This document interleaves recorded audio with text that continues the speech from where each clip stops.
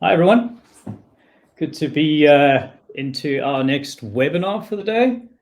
It's 10 o'clock in South Africa on a Tuesday morning at the end of June. It's a little bit chilly outside, but it's a good day. We are going to just wait for a few minutes. There's a couple of people that have registered that haven't quite logged on yet, and I know that there are a few people that are making the hop from Eventbrite into the Livestorm platform. So we're just going to wait a few minutes for that to take place. In the meantime, if you guys don't mind just hitting the emoji button or dropping some comments into the question section in the chat session, just so that we know that all of these systems are actually working and that we're good to go. I think you can see in the system that Natasha is also here. So Natasha is our Chief of Staff at DigiLab. She is going to be manning the chat and question polls for us as well.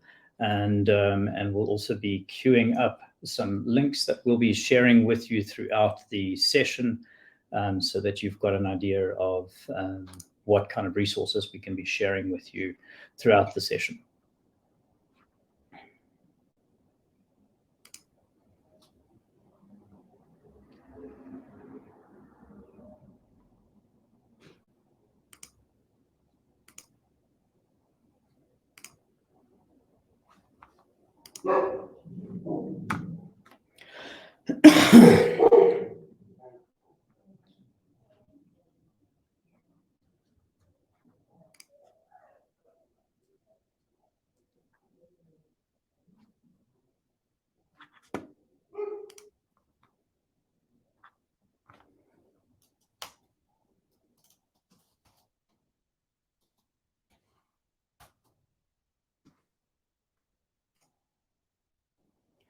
Okay, great. Just from a point of view of how we run these sessions, so you're welcome to throw questions and at us either through the chat or through more officially through the questions section. I don't get too flustered as we go. If I see a question and I'm going to answer it later, I will just wait for that time to answer it then. So we can work through the webinar. You can fly those questions as and when they appear. We do have the notifications on silent, so they won't disrupt the webinar. So you're welcome to send those through as and when you have them as we go through. The topic for today's webinar is WordPress security and POPI management. And so just before we get started, what I do want to do is just share a little bit about our business and who we are so that you can get a feel for it. People. What remarkably extraordinary creatures we are. We can feel the full spectrum of emotions in one day. We have the potential to make things beautiful and stand strong for what we believe in. We're passionate, curious about the unknown. We evolve and reinvent ourselves. Driven by the desire to connect, we've built a digital world. The global village brought people closer together than ever before, offering a new environment to do business on. But what does it take to survive in this world? Simply put, you need to understand the person on the other side of the phone, as well as the phone itself, creating a unique middle point where people and technology meet. That's where you'll find DigiLab. Through technology, we find ways to make people's lives better and thrive on challenging what's possible. Coming from different backgrounds, our team brings fresh perspective and dynamic thinking. With us, you get a partner that's just as invested in your success as you are. Sure, you could do things the way you have been, but we've got a feeling that doesn't sit well with you, just like it doesn't sit well with us. So, let's stop calling things impossible and start making history.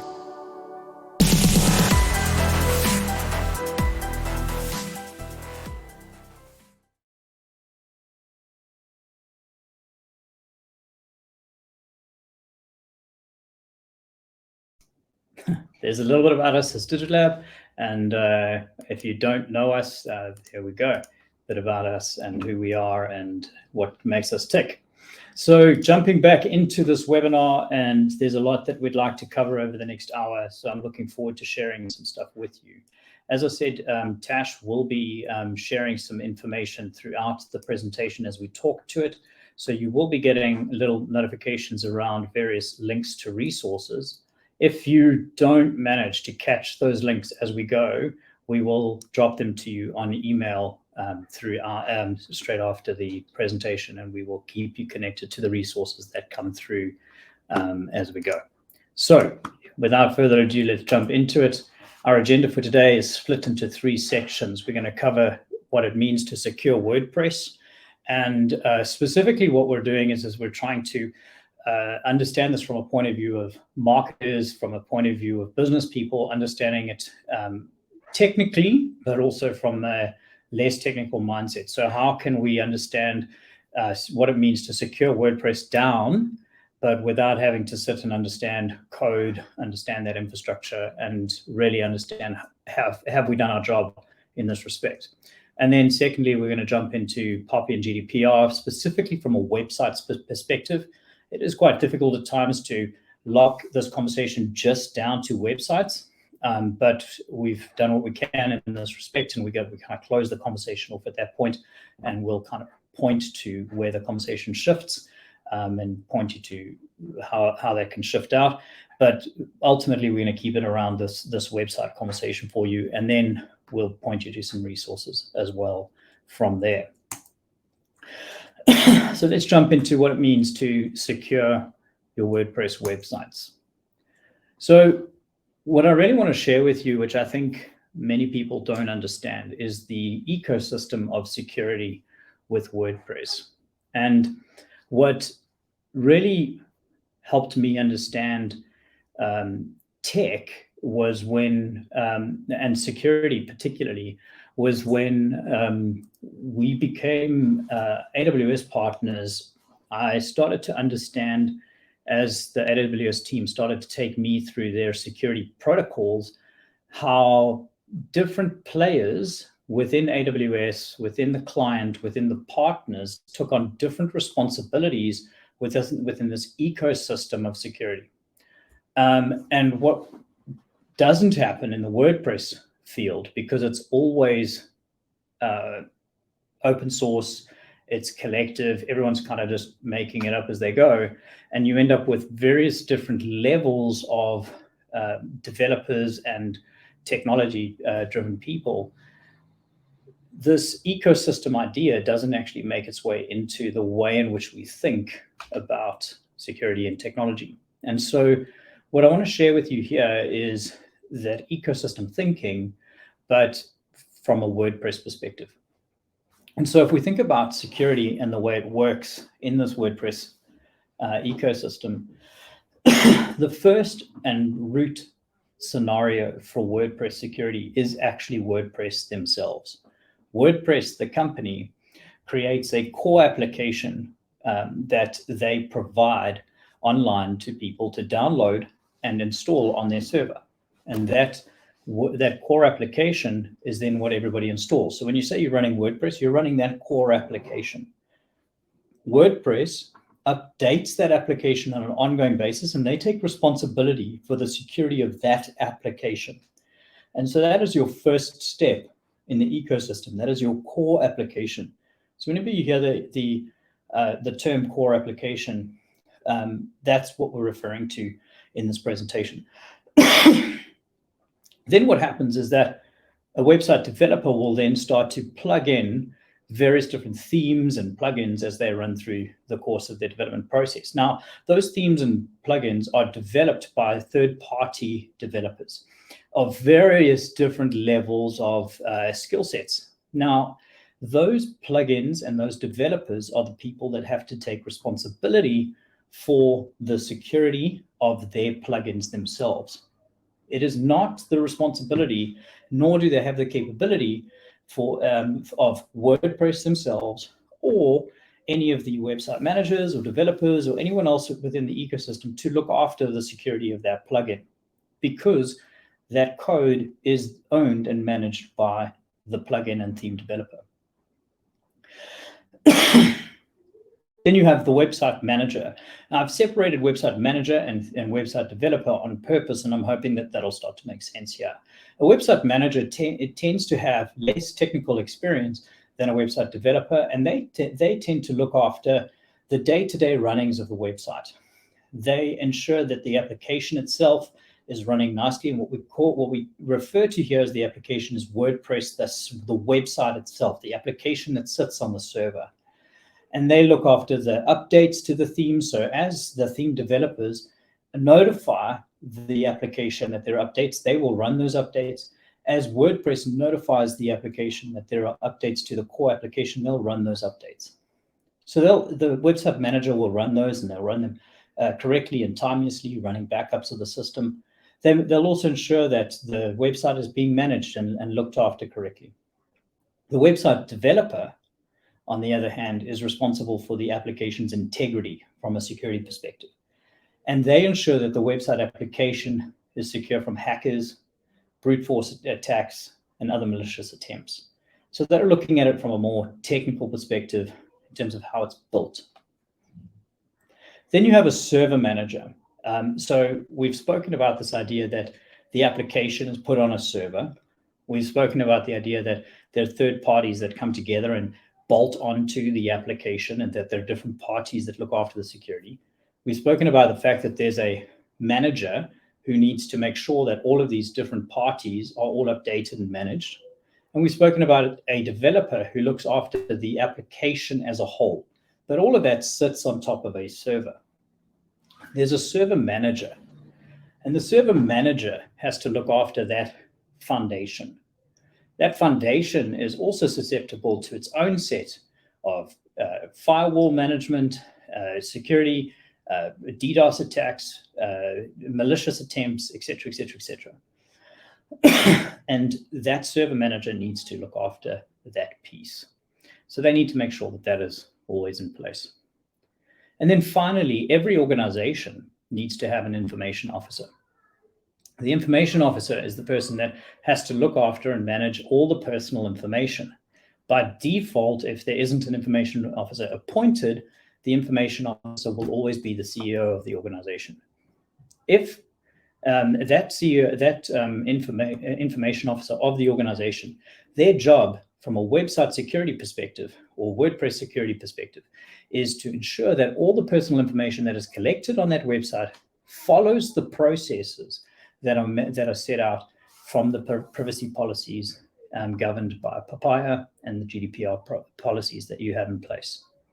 And so that would make up the security and personal information ecosystem that WordPress has.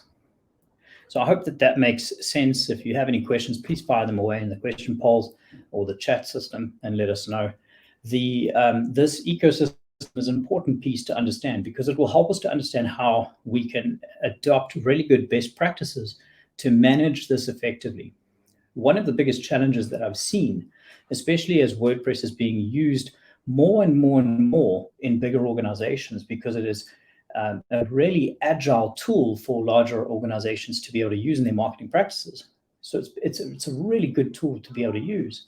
But as I'm seeing this happen more, the ecosystem needs to be well managed from an SLA perspective. And so it's really cool to understand this as an ecosystem and to understand the various different players that are in place. So let's chat quickly around the vulnerabilities. Now, this is going to feel a little bit like a bit of information overload, but I'm going to take you through this piece by piece. So the first thing to understand is that WordPress is open source. Now, that means that various different people can access the code and use it for whatever they would like to use, which means that not every installation and usage of WordPress looks the same or is the same. From a development point of view, we don't even like taking over other people's WordPress code because every WordPress installation looks completely different. And so we would assess each system completely differently.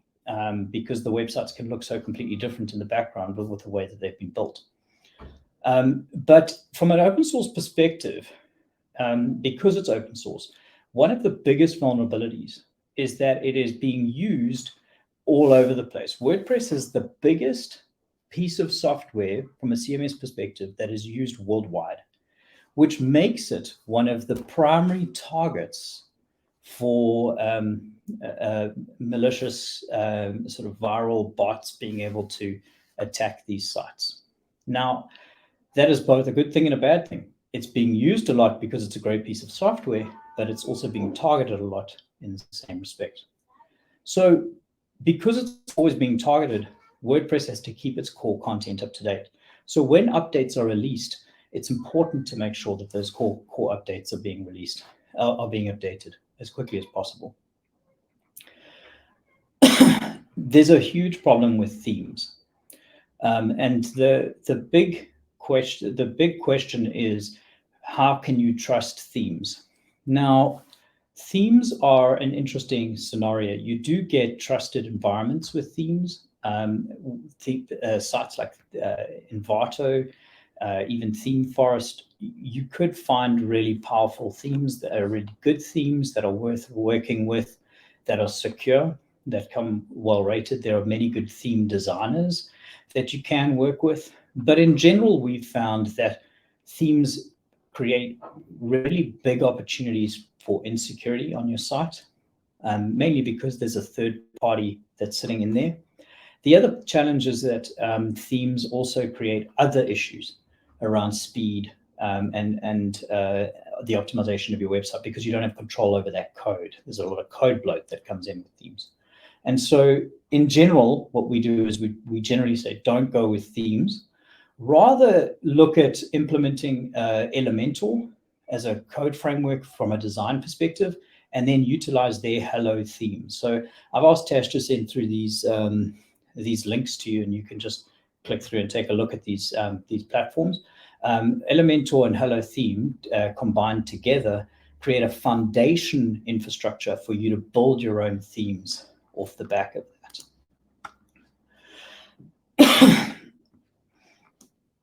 Insecure plugins become your next challenge. Everybody creates various different plugins. And so your review process for plugins needs to be incredibly strict. You need to look at plugins that are updated frequently. You need to look at plugins that are well managed and well used, and that have high sets of reviews. I always take reviews with a pinch of salt.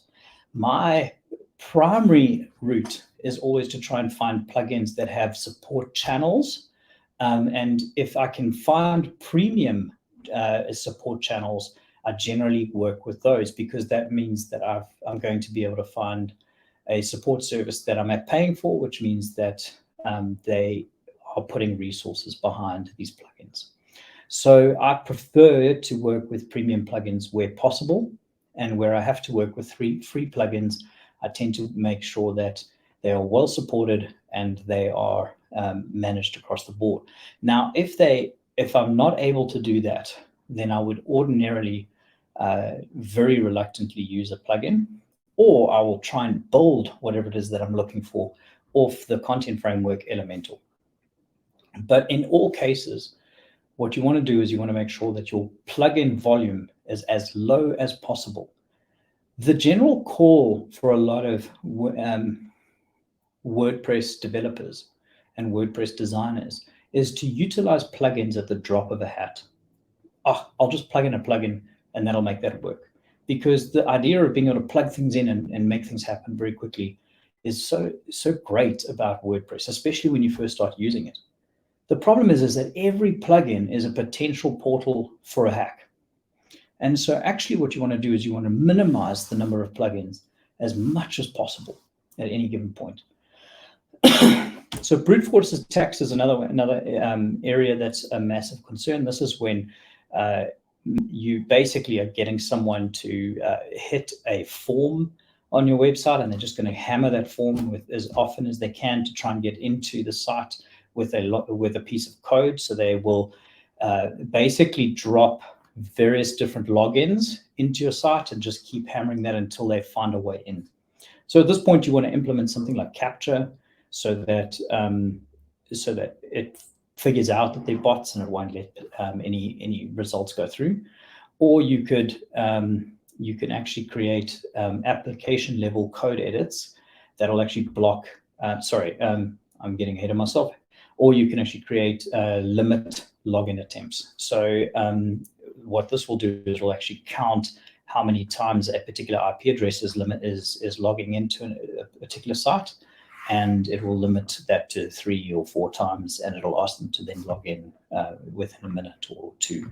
Bots don't really pick that up, so it will just keep going, and then the IP address will get stopped and it'll carry on and move on somewhere else. And so there's a lot that you can do with brute force attacks. We need to make sure that our development teams are doing that work and making that happen. The other piece, that vulnerability, which is a huge vulnerability issue. Now, cross-site scripting, when you're working with developers outside of WordPress, this would be a standard issue development code issue, structure. Cross-site scripting would just not be an option. Now, in WordPress, it's amazing how many times cross-site scripting will come up because of a lack of understanding from junior-style developers that are building plugins that people will use on their websites.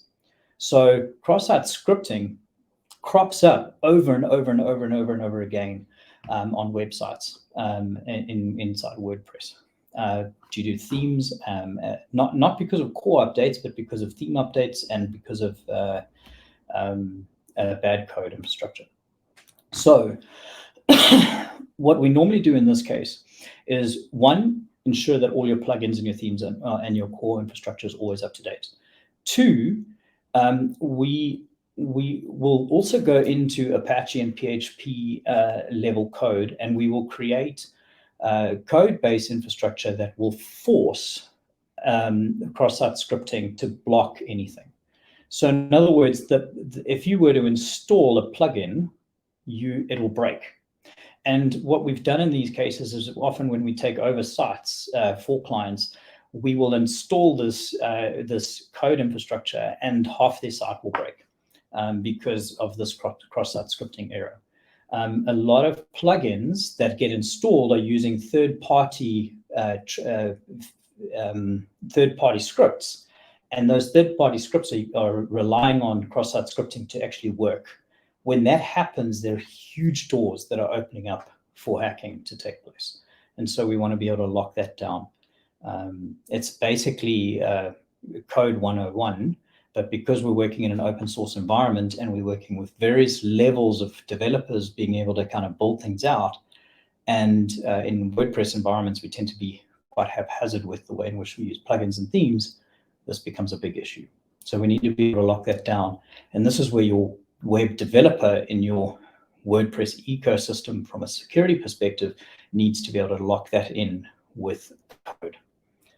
On your file uploads section, this becomes a big issue. So by default, most forms that WordPress has and that WordPress will link into will allow the upload of any type of file. So it'll an Excel file, a Word document, an exe file, any type of file.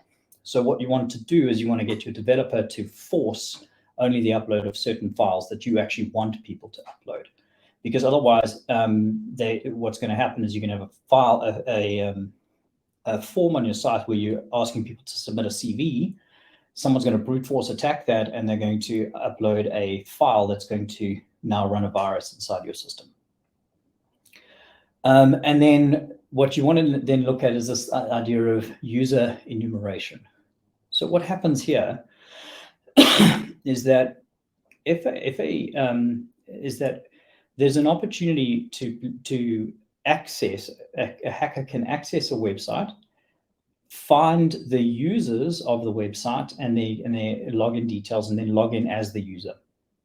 And so user enumeration is something that we've got to be able to track and understand and look at, and you've got to be able to lock that down. One of the best ways to do this, like we do with cross-site scripting, is to lock it down in the WordPress core update.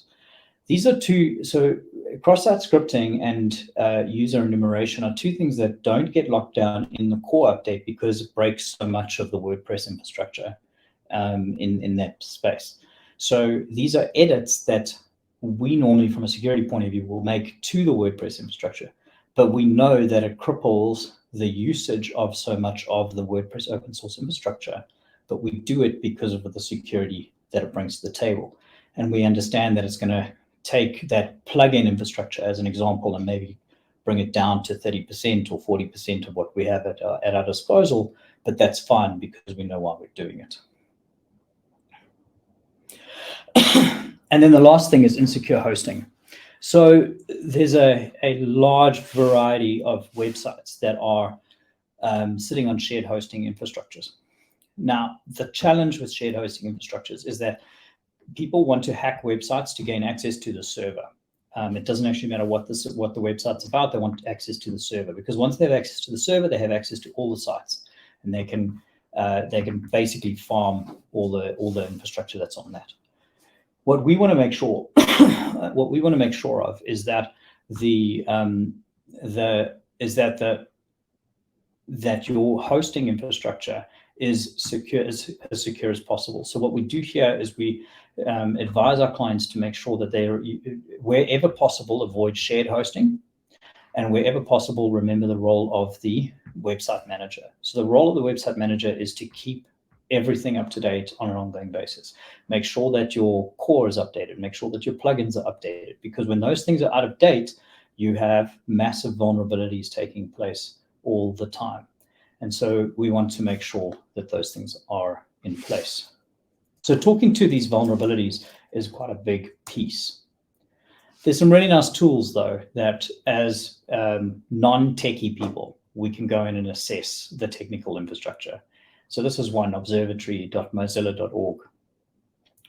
It'll give you a grade. This is a grade of my personal website that the team built. We don't need to get an A+. You can get a slightly lower grade for a WordPress website, but primarily what we're looking for is that the cross-site scripting and the enumeration, and that the majority of this infrastructure is ticked. So if you're looking at a B grade on here and up, you're in very good shape. But the main thing that you want to make sure is that all of these X's at the bottom, X-frame, XSS protection, and these content pieces, that these are completely ticked, because this is all your cross-site scripting.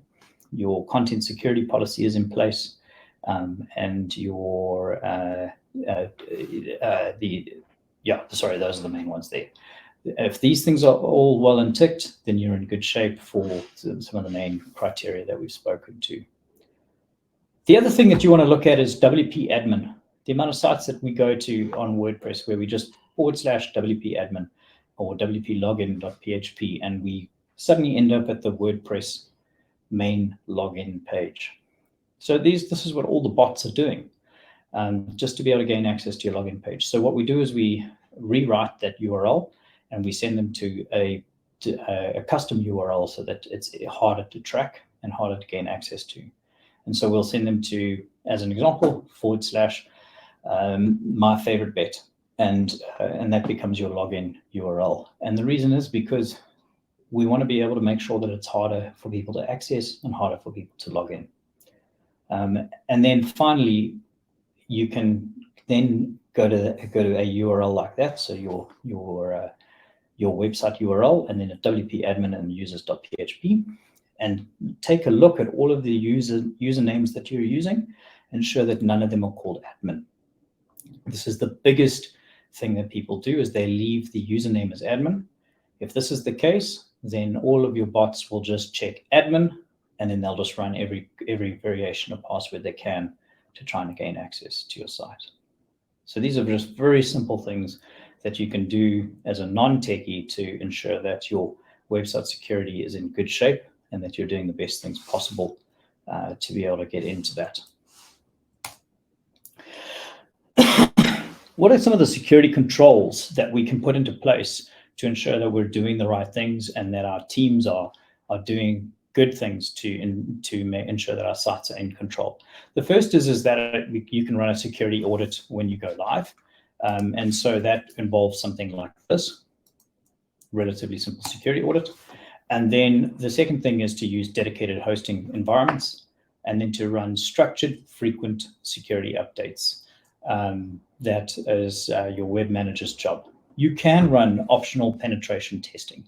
This is something that some of our clients have asked about. You can run these things. We've seen benefits to doing them. They do find problems. They do create a lot of extra work at times. It's not always necessary. It depends on the sensitivity of the information that you're capturing or that you have on your website. If people are logging into a system on WordPress and they have access to sensitive information, then you definitely want to look at penetration testing. But if you just have a simple content website and it doesn't really matter, and you're sitting on a dedicated server and people can't access other pieces of the function, then I wouldn't worry too much. So we jump into best practices at this point. The best practices that we share with you guys around securing your WordPress websites: non-shared server infrastructure. This is definitely a theme coming through. A security service level agreement that looks after and addresses your whole ecosystem, right from WordPress. I mean, WordPress and the plugins, you're not going to be able to bring them in, but it definitely is an ecosystem that helps them understand it. Further to that, you want you want an actual ecosystem, that service level infrastructure that addresses the role of the web manager, the developer, the server manager, and your information officer in your business. Avoid themes, reduce plugin dependency. Lock down the WordPress core installation with custom code that looks at enumeration and looks at cross-site scripting. And then the last point is solve problems, manage tensions. Unfortunately, because it's open source, because we live in a tech environment, because things change, and because there's a constant game taking place where we secure things and the sort of the dark underworld of the internet find new gaps, and we secure things and find new gaps, secure things and find new gaps. That we solve the problems and we manage the tensions. So by building these SLAs, we find a good way of managing the tension of these security challenges that we face. And then we solve the problems as we go. But we will never get to a place where we will just be able to tick the box and say, it's secure, we can move on. Unfortunately, security doesn't work like that. And so solving the problems that we can, managing the tensions with the right infrastructures going forward. Right, so that's the security piece. Let's jump into the GDPR piece and the POPI infrastructure. So why is POPI compliance important to you and your website? I'm going to breeze through this piece. If you would like to know more about this, we have documentation that we can share with you. Just either drop it in the chat or send me an email at mike@digilab after this, and I will gladly send you some documentation that you can read through in detail around POPI compliance and why it's important. But firstly, it's a legal obligation. Any business that collects information for personal use, that processes personal information, is a legal obligation, has a legal obligation to POPI compliance. Now, this is so evident for almost every single website because you have a contact list, you have a contact form, you are running a competition. The websites generally collect information. One of the problems that I see very often is that information is collected and then left on the server.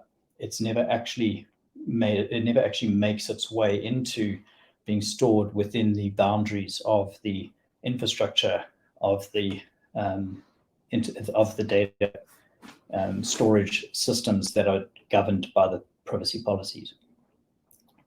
The next reason it's important is that the user privacy rights are are now being tabled, and they are now important. So that we need to respect the rights of the user when they visit your website.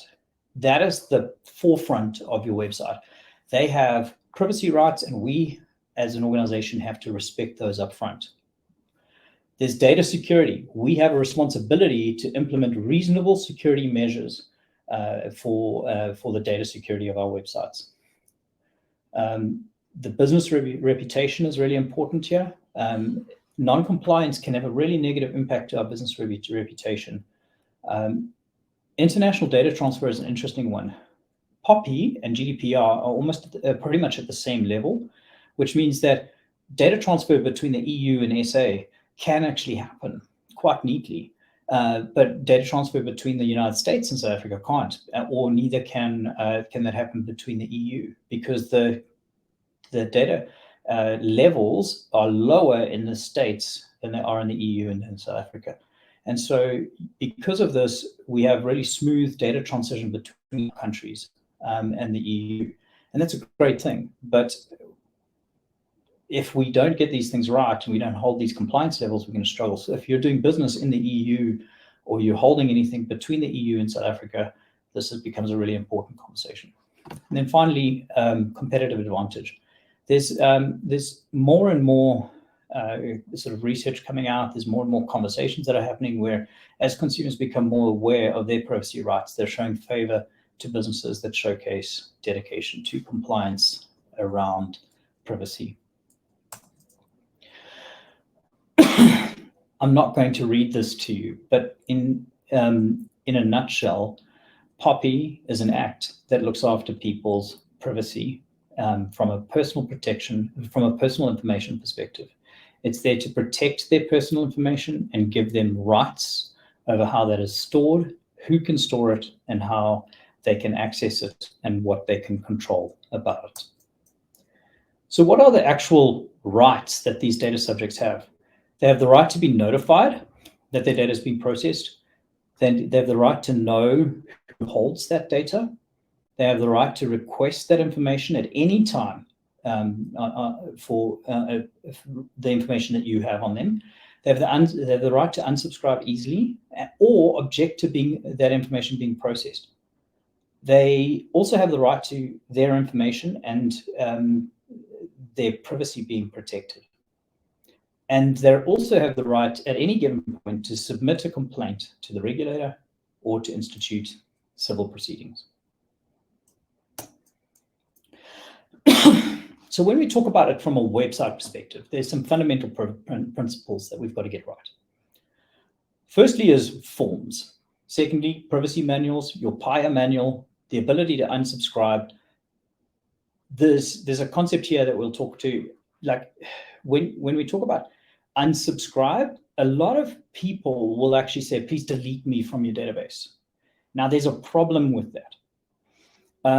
With the way that a lot of people manage their databases and a lot of businesses manage their database, if I delete you from a database, there's a very good chance that I'm going to re-add you later. So the principle is actually better to unsubscribe rather than delete, because then I track and save your unsubscribe status. So if I accidentally re-add you, my unsubscribe status stays, and so I see you as unsubscribed, and I don't continue to contact you. And so what I normally say to guys at this point is, when a subject, a data subject, says to you, please delete me, I very often will go back to them and say, do you want me to delete you or unsubscribe you? If I delete you, there's a chance you get re-enrolled. Unsubscribing means that I'll be able to keep your unsubscribe record, but that means if anyone ever in the system re-adds you, we won't be sending you any communications because you'll be noted as unsubscribed. They very often come back and say, please unsubscribe me. And so what I'm noticing is more and more and more is that there's so much misinformation about the POPI Act that consumers are asking for the wrong things to take place. If we don't educate them on how our POPI infrastructure and privacy infrastructure is actually running, then they will actually be on the wrong end of the stick and start laying complaints against us for us doing what they've asked us to do, but wanting us to do other things in a sense, or expecting different outcomes. The other thing that's important here is that the onus is on the business to track every single point of consent. It's not enough that they have a tick of consent. We have to actually track every single point of consent, and we have to be able to show that at any given point, should it ever be requested. And then the last piece is cookie tracking. So we're going to dive into some of the details on these as well. So let's take a look at forms. So here's a picture of a form. It's actually just screenshot straight off our website. So the form needs to inform the user of the fact that you're processing their information. And so you can see that down here. By clicking submit below, you consent to DigitalLab to store and process your personal information. It's not enough to say that that they're happy for you to receive marketing. You need storing and processing information is different to receiving marketing information. So we need to have that stipulation. There should be opt-ins for marketing information, and you shouldn't link marketing to the delivery of a product. If you're linking marketing to the delivery of a product, then you are making a marketing subscription a default connection to something that a customer would want, which means that you're taking away their right, and that is a problem. And so that's what the whole act is there for. And so we have to separate those things. And so that is why that needs to be placed. The other thing is that that tick box must always be unticked, because if it is ticked, by default, you are influencing their decision. It needs to be their decision to consent, not to unconsent. The data must always be stored under the terms of the privacy policy. So however your privacy policy dictates you're going to store that data, that's how you must handle it. And the policies must be compliant to the customer's location. So what I mean by this is that if you are doing business in the EU, but your business is in the States, you have to be GDPR compliant. If you are doing business in South Africa and you work with South Africans and Kenyans, you will need to be POPI compliant, even though the Kenyans don't need that. So you need to, your customer will define the level of compliance that you need, which is why for us in South Africa, it's best to go with GDPR and compliance, because it's so close and it's pretty much on par with POPI, and POPI and GDPR are pretty much the same sort of level. There are just more tools to help us leverage the GDPR compliance mechanics.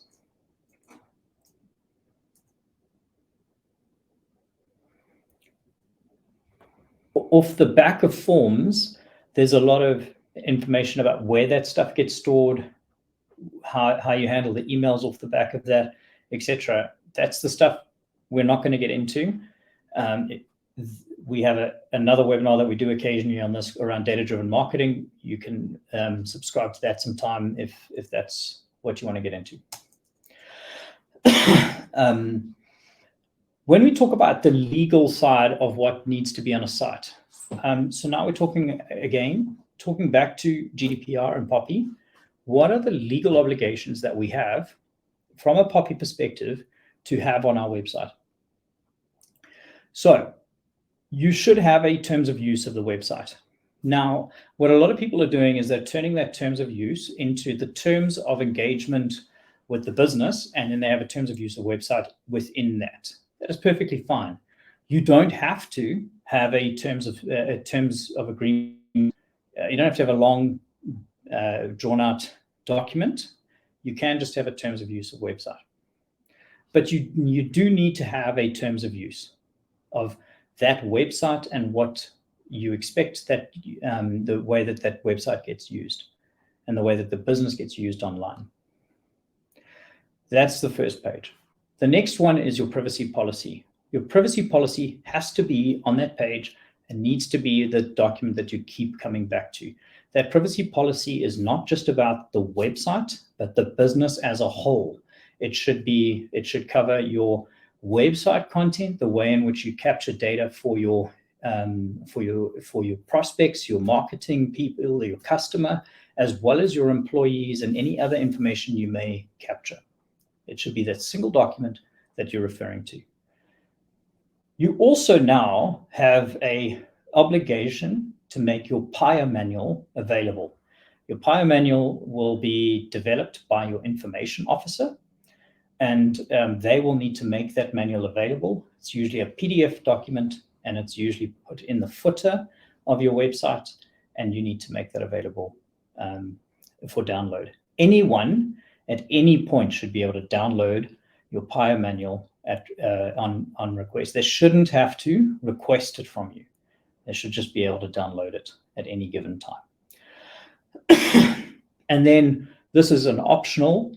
We normally do it as an orphan page, so it's not linked to a navigation, but it neatens up your email signatures, so you don't actually have to put a disclaimer, but you can say view disclaimer, and then you can put your email disclaimer on your website as well. So these are kind of some of the legal pieces that you can put into your GDPR structures. So now let's talk about cookie tracking. Really, really important piece, because again, we're seeing a lot of challenges with the classic plugins that are being used. Okay, there's a massive need to test the implementation. So what a lot of people are going, well, if the little banner pops up, tick, I've got my cookie policy in place. No, you don't. The banner, when someone declines it, has to deactivate all of the cookies. If it doesn't do that, it's non-compliant. If you continue to track people who decline that cookie tracking, then you are non-compliant, you are breaking the law, and you will be fined. And so be aware of this, because what I've noticed and what other people in the industry are noticing across the board, and we've noticed this on big sites, we've noticed this on sites that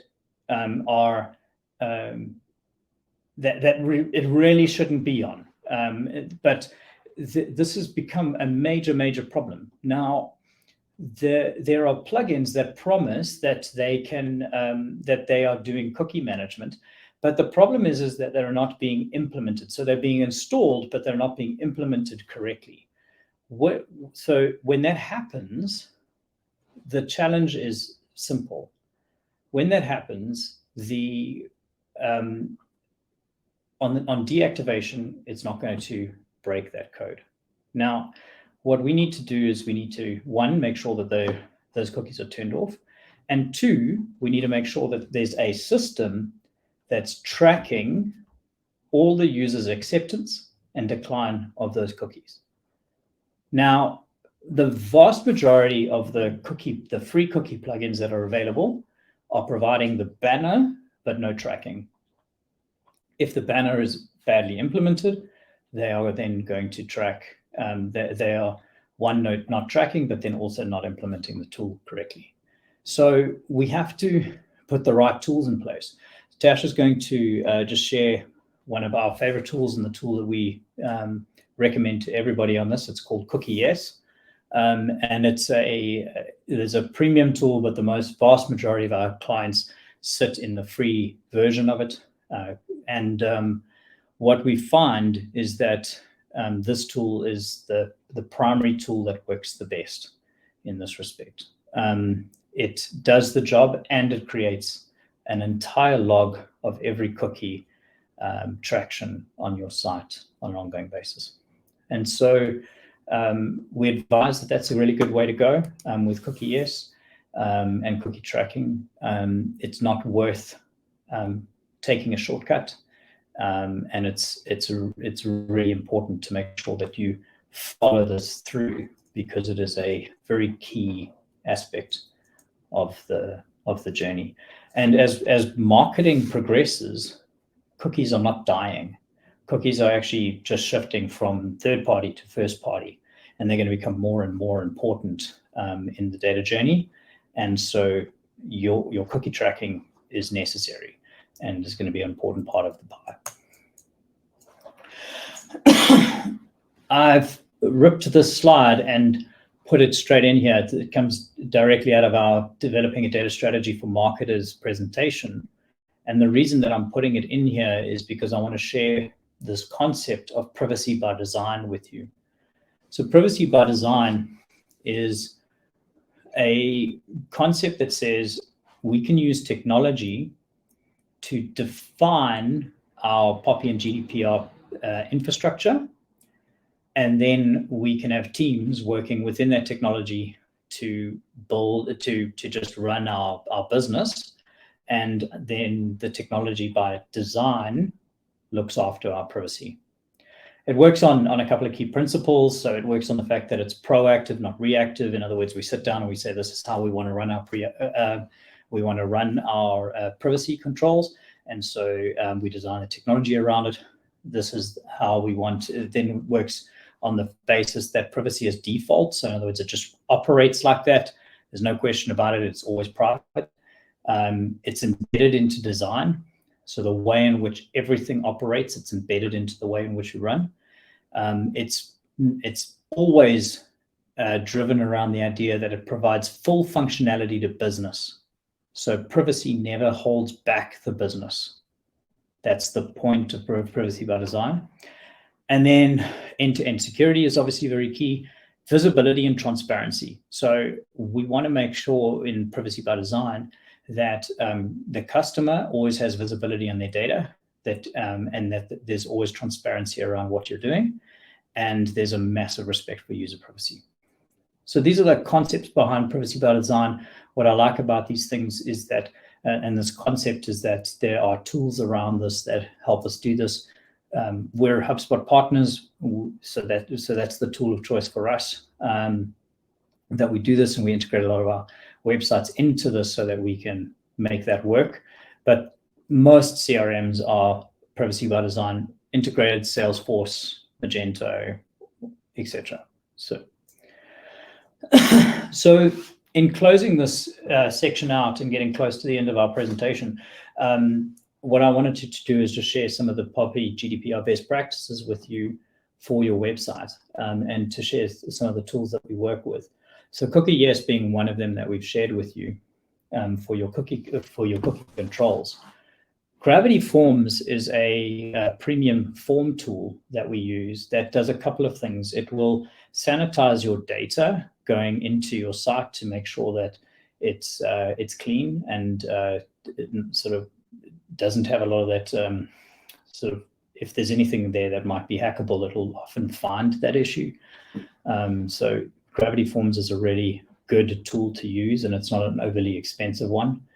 HubSpot as a database CRM. So what I like about HubSpot, one, it integrates with Gravity Forms. Two, it's got a really good CRM database infrastructure. And then it also integrates directly into your website. So you don't actually have to send emails to anything. It all just integrates directly in. So there's no data transfer outside into email addresses, and there's no data flying around. It literally just goes from one system to the next, making your data transfer that much more secure. And then your server infrastructure should be on EU servers. So our sort of tool of choice is obviously AWS. As an AWS partner, we work with Lightsail servers, and we host them within the EU, and that gives us both the POPI and GDPR compliance as well as the security, because we can run on Lightsail very small dedicated servers, and then work very carefully within the legitimate interest categories of your personal data management. Too many people are leaning too heavily on needing consent for everything, as opposed to needing legitimate interest categories for their data. And so balancing that out in your policies around how you capture data and use data within GDPR is really important. And then having all your legal documentation and your legal pages in place puts your website in a position where you can kind of freely use it as a very strong marketing vehicle.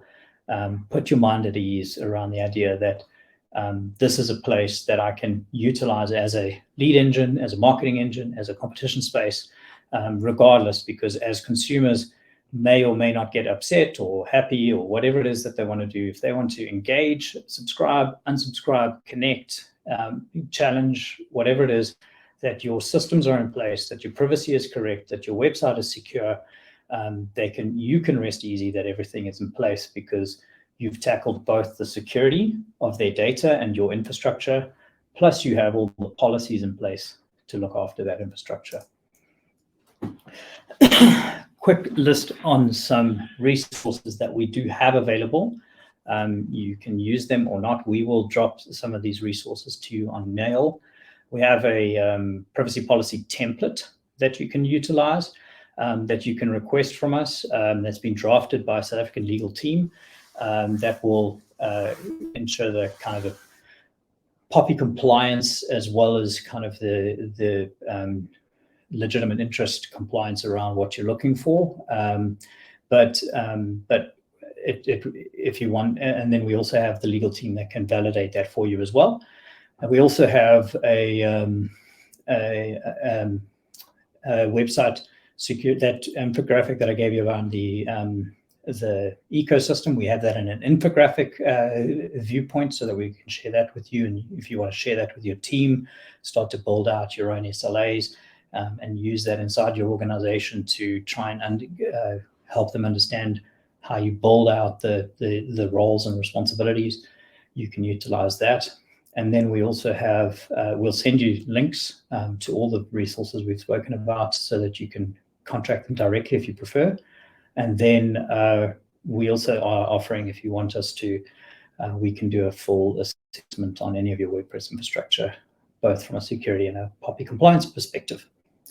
So on that note, are there any questions before we wrap up our webinar?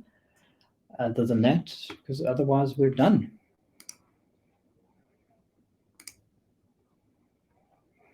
I'll take the stunned silence as there are no questions, and I will wish you a really fantastic week ahead. I'm going on leave next week, so definitely looking forward to the rest of this week and tying things up. I hope that you have a fantastic week, and we'll chat soon. Keep in touch. Looking forward to it, and we'll let you know of any other webinars that are coming up that may add value to your lives. So thanks a lot for attending.